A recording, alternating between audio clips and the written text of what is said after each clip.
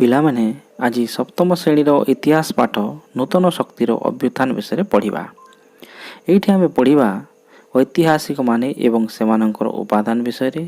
ତାପରେ ପଢ଼ିବା ତୁର୍କମାନଙ୍କର ଭାରତ ଆକ୍ରମଣ, ସେଥିରେ ମହମ୍ମଦ ଗଜନୀ ଆଉ ମହମ୍ମଦ ଘୋରୀଙ୍କ ବିଷୟରେ ଜାଣିବ। ଏହାପରେ ପ୍ରତିହାର, ଚୋଳ, ପାଣ୍ଡ୍ୟ, ହୟାଶାଳ ଏବଂ ଯାଦବ ବଂଶ ବିଷୟରେ ଆଲୋଚନା କରିବା। ଓଡ଼ିଶାରେ ସୋମବଂଶୀ ଶାସନ ଏହି ବିଷୟରେ ମଧ୍ୟ ଆଲୋଚନା କରିବା।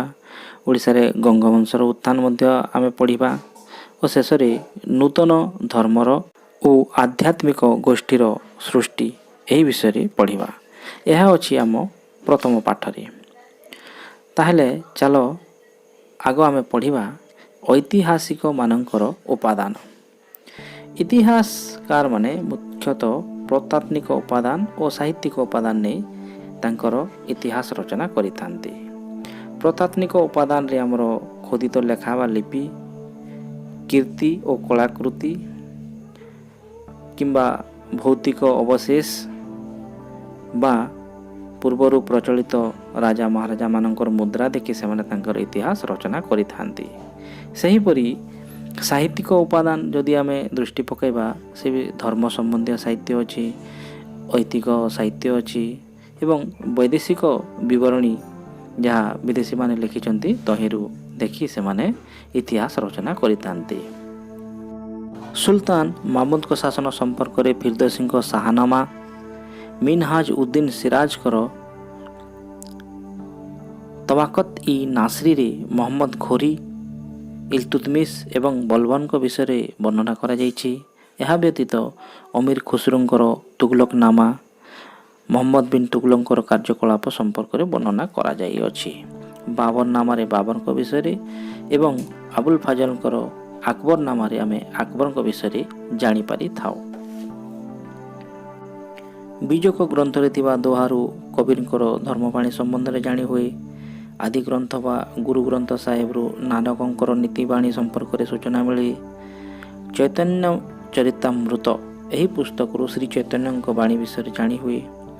ଅମୁକ୍ତ ମାଲ୍ୟଦ୍ୟ ପୁସ୍ତକରୁ ବିଜୟନଗର ରାଜ୍ୟ ଏବଂ ଏହାର ଶାସନ ବିଷୟରେ ଜଣାପଡ଼ିଥାଏ, ଯାହା କୃଷ୍ଣଦେବ ରାୟ ଲେଖିଥିଲେ।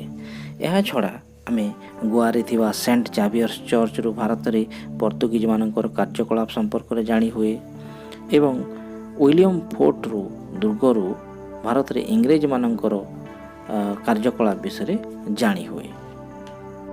ମଧ୍ୟଯୁଗରେ ଛାପାଖାନା ନଥିଲା, ତେଣୁ ଜଣେ ଲେଖକଙ୍କର ପାଣ୍ଡୁଲିପି ଦେଖି ତାହାକୁ ଅନ୍ୟ ଜଣେ ଲେଖୁଥିଲା।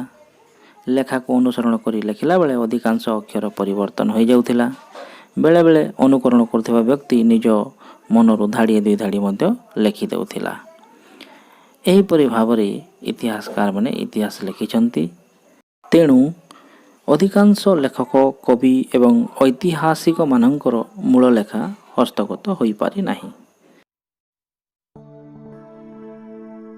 ଅଧିକାଂଶ ତାଳପତ୍ର, ପୋଥି ତଥା ଅନ୍ୟାନ୍ୟ ଉପାଦେୟ ପୁସ୍ତକଗୁଡ଼ିକ ସଂରକ୍ଷଣ ଅଭାବରୁ ନଷ୍ଟ ହୋଇଯାଇଛି। ଆଉ କିଛି କିଛି ସଂଗ୍ରହାଳୟରେ ଅଛି।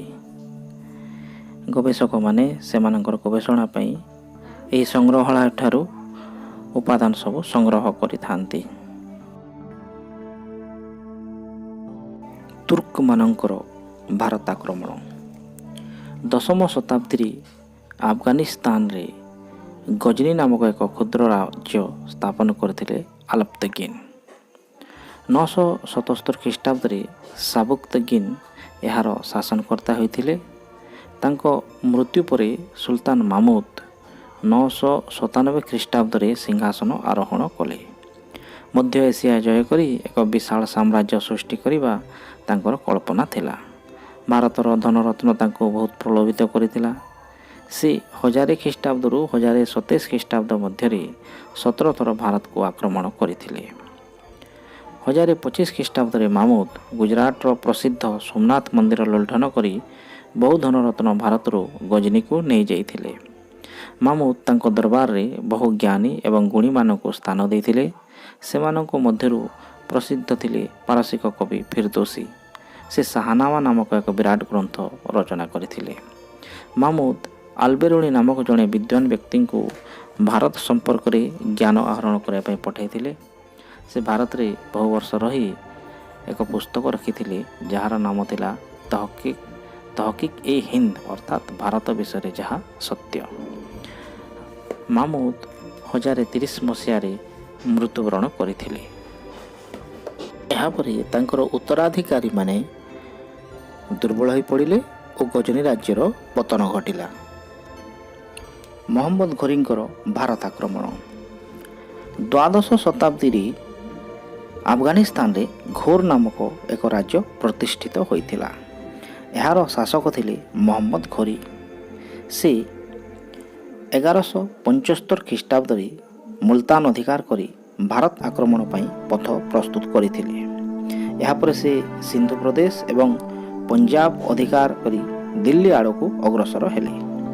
ଦିଲ୍ଲୀରେ ସେତେବେଳେ ଚୌହାନ ବଂଶର ରାଜା ପୃଥ୍ୱୀରାଜ ଚୌହାନ ଶାସନ କରୁଥିଲେ।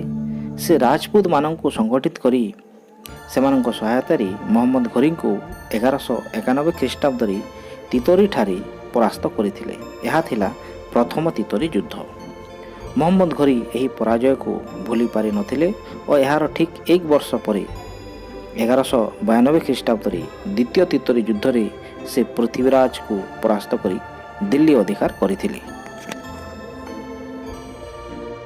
ଏହା ଦେଖି କନୌଜର ରାଠୋର ବଂଶୀୟ ଶାସକ ଜୟଚନ୍ଦ୍ର ରାଜପୁତମାନଙ୍କୁ ଏକତ୍ରିତ କରି ମହମ୍ମଦ ଘୋରୀଙ୍କୁ ଚାନ୍ଦୱାର ବା ଚାନ୍ଦେରୀ ଯୁଦ୍ଧ କ୍ଷେତ୍ରରେ ଭେଟିଥିଲେ।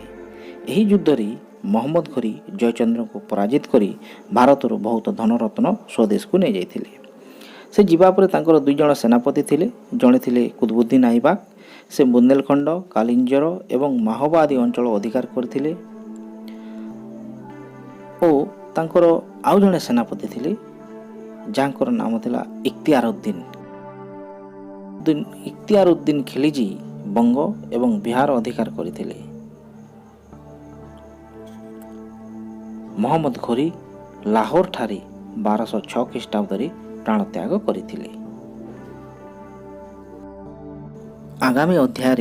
ଆଗାମୀ ଭିଡ଼ିଓରେ ପଢ଼ିବା ପ୍ରତିହାର, ଚୋଳ, ପାଣ୍ଡ୍ୟ, ହୟାଶାଳ ଏବଂ ଯାଦବ ବଂଶ।